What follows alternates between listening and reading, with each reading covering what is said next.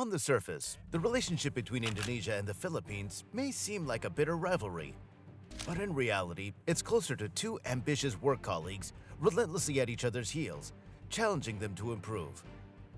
Owing to their geopolitical locations and quite similar economic profiles, we see that among the Southeast Asian nations, the partnership between Indonesia and the Philippines keeps growing.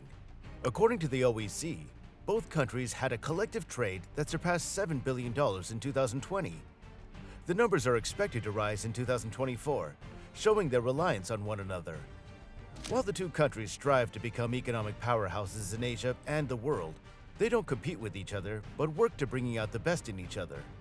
In this video, we'll discuss the economic growth of Indonesia and the Philippines, and explore how their economies compare on specific economic indices.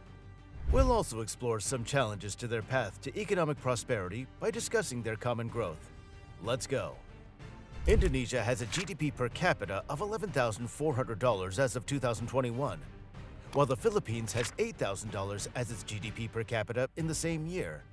The Indonesian boom, sparked by growing economic stability and falling corruption and debt levels, has helped the country catch up and become better off than the Philippines' per capita income in recent years. However, this impressive economic growth hasn't surprised those paying attention to emerging markets. The Philippines stock market has outperformed Indonesia's in the last decade.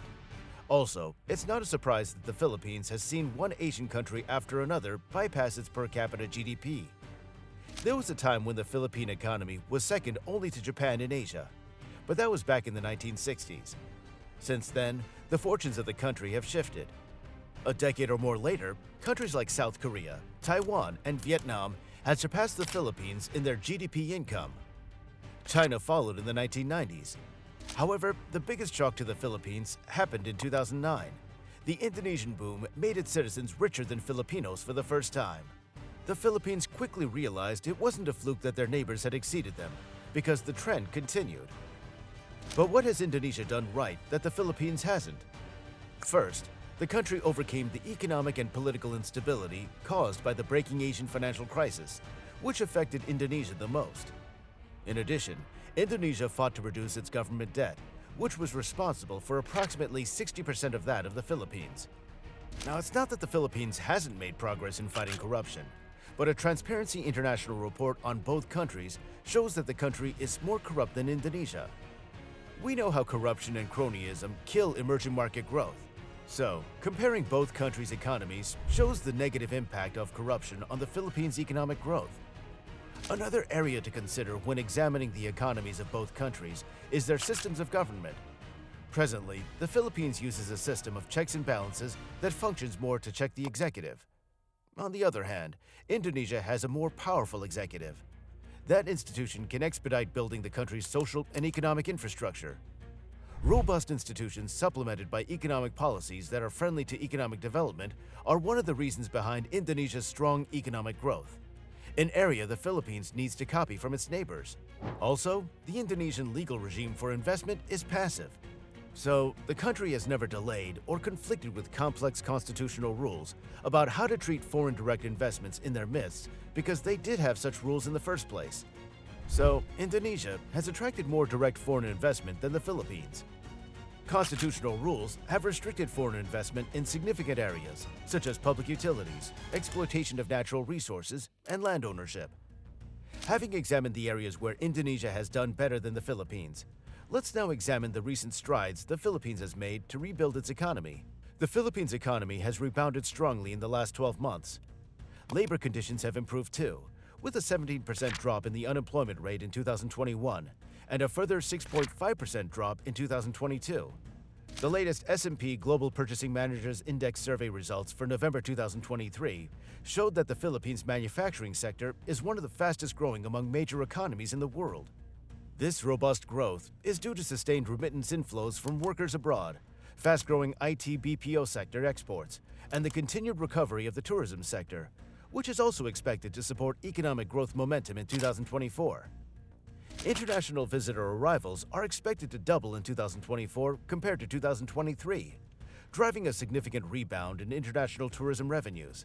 The next reason the Philippines' economy is improving is its improving balance of payments position in 2023.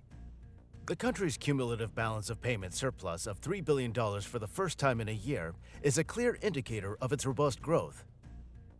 Remittances from workers outside the country, equivalent to approximately 10% of the GDP, have been a crucial stabilizing factor for the Philippines' economy. Money sent back home by Filipinos abroad is essential to domestic consumer spending in the Philippines. In the first 10 months of 2023, remittances from workers rose by 2.8% compared to the same period in 2022, further strengthening the robust economic growth of the Asian nation. Economic challenges and setbacks exist in all economies worldwide. However, they differ from one country to the next. A close study of the Indonesian economy shows three apparent challenges: inflation, unemployment, and sustaining growth. In 2022, Indonesia's inflation rose to 5.5% from 1.9%. The increase was driven by higher imported inflation from rising global food and energy prices. The prolonged war in Ukraine is another factor behind the increase in energy prices. Lastly, rising tensions between the United States and China caused trade barriers, raised trade costs, and limited the trade volume of certain goods. All these problems created supply chain disruptions and higher import costs across the entire Southeast Asia region. Higher inflation adversely affects poor and vulnerable communities. Food expenditure accounts for 64% of total income. Due to a higher inflation rate, the number of people classified as poor has risen slightly to over 26.4 million, from 26.2 million by September 2022. Regarding unemployment, slowing global growth has affected specific industries more than others. For instance, textiles, garments, and footwear had to reduce production because of a decline in purchases, resulting in layoffs. Similarly, the technology sector has been affected by significant layoffs in e-commerce. One reason behind Indonesia's high youth unemployment is that it takes longer for people to find suitable jobs at their desired wage structures. On the other hand, the Philippines has been dealing with inequality, persistent poverty, and a human development deficit. A nationwide survey conducted in September last year found that 50% of the population, approximately 13.2 million people, considered themselves poor, an increase from 12.5 million families in June of 2023. The Philippines also has serious geographical imbalances in development and poverty reduction. For instance, self-reported poverty reached approximately 70% in Mindanao, and official records show that about one-third of farmers and fishermen live in poverty. These statistics show how disconnected many citizens are from the hyped development prospects often reflected in macroeconomic assessments. Furthermore, creating enough high-quality jobs remains a significant challenge for the Philippines, which continues to lag behind other Asian economies in attracting job-creating foreign direct investment. In the education sector, the last released program for international student assessment results underscore how far Filipino children are behind students in other nations. Of the 81 participating countries, the Philippines ranked 6th from the bottom in mathematics and reading and 3rd from the bottom in science.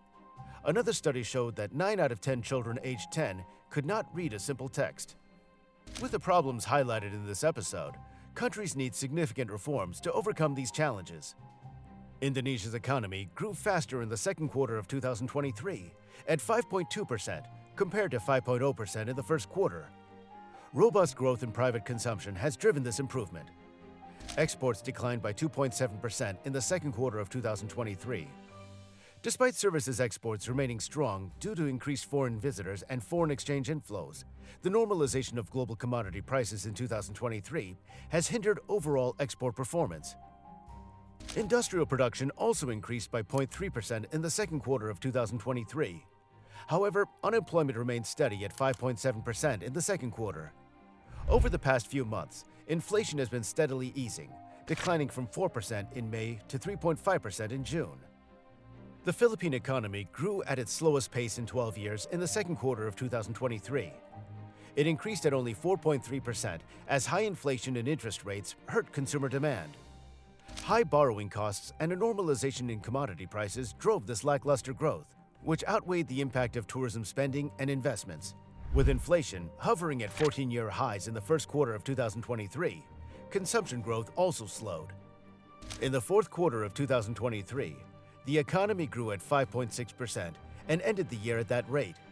However, this was lower than the 7.6% growth attained the previous year. The unemployment rate also declined to 3.1%, a record low since 2005. Overall, the projections for 2024 remain slightly optimistic for the 6 Southeast Asian countries while acknowledging ongoing challenges. Thank you for watching this video. If today's content was helpful to you, subscribe to the channel and turn on notifications so you don't miss out on future updates. Remember to like the video and share your thoughts in the comments section below.